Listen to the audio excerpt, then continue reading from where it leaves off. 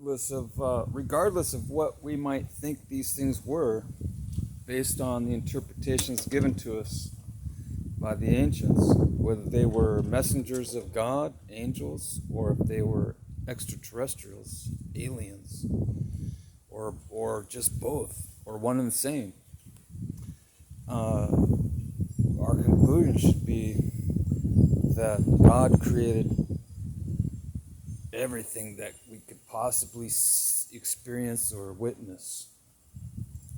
God is the ultimate source. Although he is not the source of evil, but he allowed evil to come into existence because of the element of self-will, self-determination. So there's always that risk that people will make the wrong choices or do things that are contrary to God's original design, his perfect will. There's God's imperfect will and there's God's perfect will. God is perfect, so it's his perfect will, but what I meant by imperfect is that there's an allowance because of our fallen state, because of Adam's sin, original sin. There was an allowance for people to go astray, for people to have that opportunity to do their own thing and ignore God.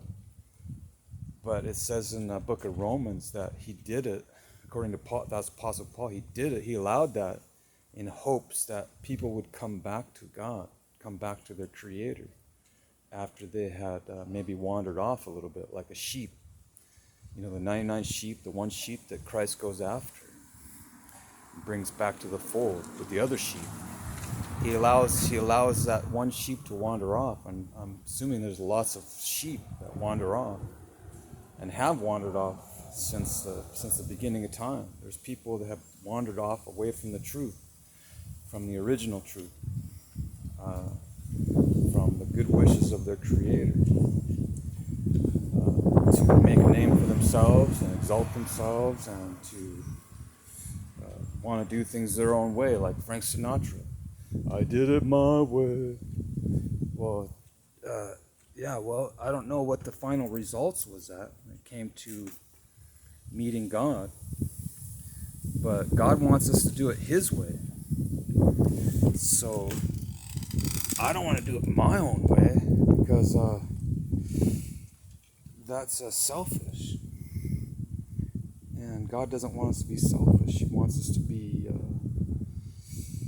he wants us to do things that are based on God's plan and his original design for our betterment, for our welfare, for a good, hopeful future. That's why there's certain parameters and blueprint to follow that's found in the pages of the holy writings.